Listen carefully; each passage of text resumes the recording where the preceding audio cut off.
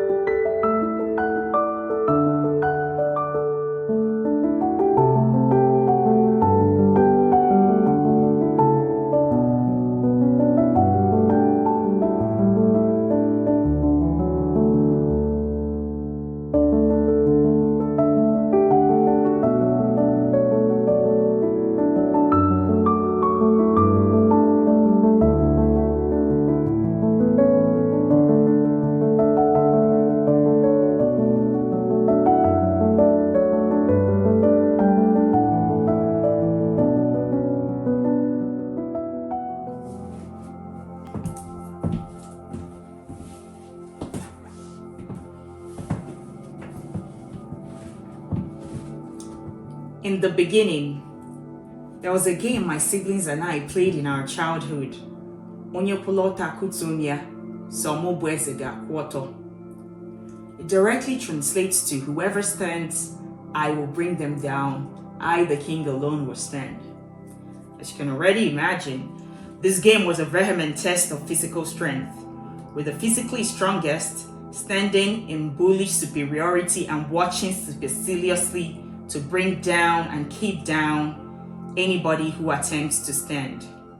My eldest brother was always the king, standing, and I was always the peasant, on the ground. Given that the chances of ever standing were so limited that it would take the elimination of all my brothers, I justifiably disliked this game. Yet every time the game was announced, I was in their midst, trying to see if I would ever stand, while also knowing for a fact that considering the current playing conditions, I could never ever stand. The game's seeming natural order agitated me, and what I always wondered was why my brother, the king, enjoyed his unbeatable victory without ever questioning the perpetuity of my loss and that of others. He never asked, why were they always down?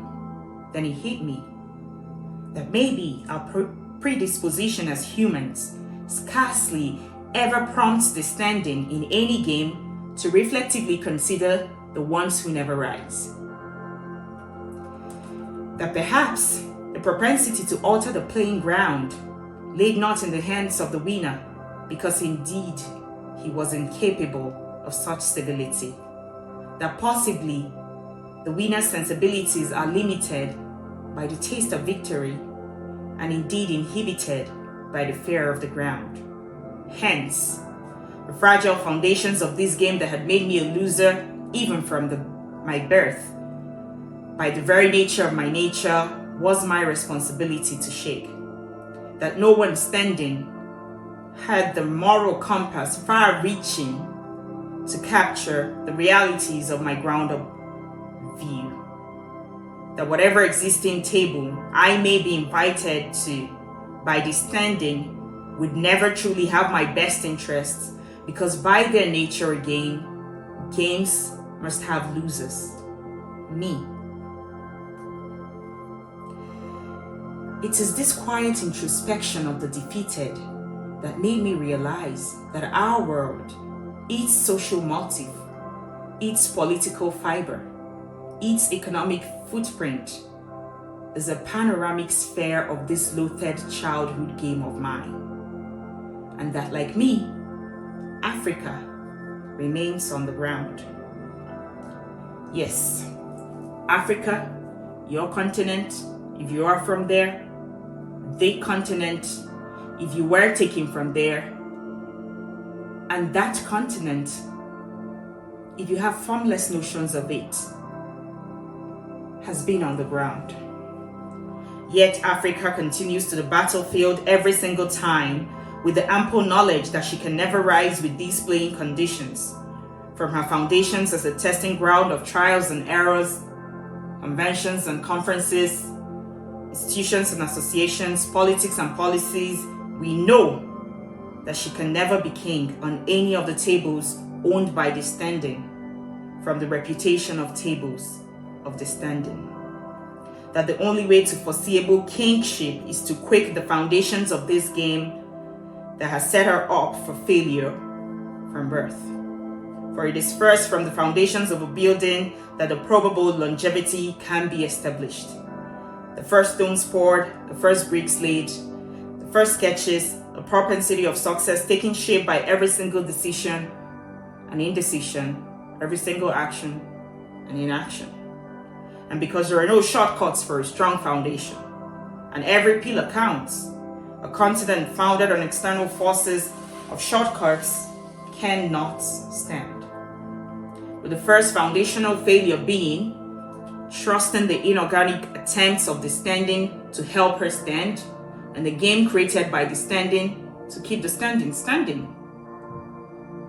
To have believed the hilarious facade that the king wanted her to be king too is to ignore the codes of power and, quite frankly, to push the limits of morality. Therefore, if there cannot be two kings, is it possible that there can be more than one game? The peasants of this game, those of us on the ground, know that a moment of standing does not necessarily make one king, but the longevity of that stand. We all have had shabby flashes of attempted stands, only until the king brought us down again. We know that in those times, our shaky legs were founded on survival and our insecure minds worried by the insipid awareness that the king is coming. But that is not how to stand. We keep trying to stand in fearful carefulness, as the ground-up view from which we see contrasts the top-down view from which the king sees. We look up, but he looks down, because there is no neutral ground, not in race, not in tribe, not in creed, and fiercely, not in the game. Fragmented perspectives.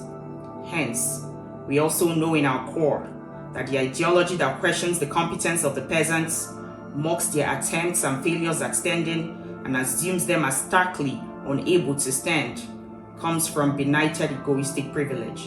And what's the point in engaging with ignorance that is proudly ignorant? Yet, what I am most terrified about is the fellow peasants who sneer at our endeavors and our struggles to rise. The peasants who justify the king because he has never come near them, oblivious of the fact that the king does not torment those who never try rising. The peasants who are somewhat comfortable on the ground because they have earned the shallow approval of the king and some assets that typify that approval. The peasants who have been on the ground so long that they certainly believe they are disabled and meant for the ground. The ones who believe that this order of the game is inherent and immutable. The peasants who have given up on their legs. Africans who have given up on Africa. Those are the ones that unsettle me.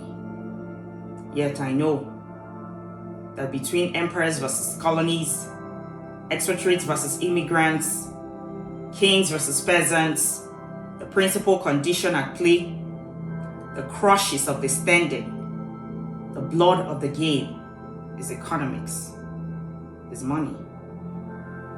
The budding solution to a plethora of our global problems is rooted in the economic emergence of the African continent. And irrespective of our geographical locations, our personal achievements, our religious affiliations, the privilege or lack thereof of the travel document we hold, one thing is common among all Africans, continental and diasporan. We're all on the ground. And thus, this game is ours to break foundationally.